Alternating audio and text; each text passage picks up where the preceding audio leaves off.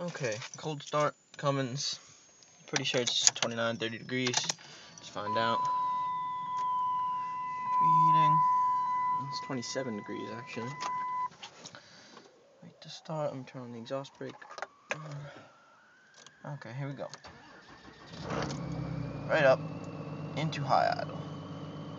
So simple. Let me see. Should be able to hear the turbo whistle. There it goes.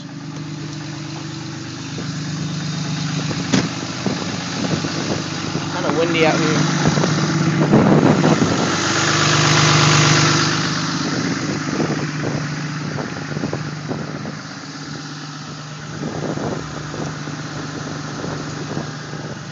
Nothing too special. But, yep. 27 degree start. Cummins. Not bad. Start second chair. Okay. See you guys later.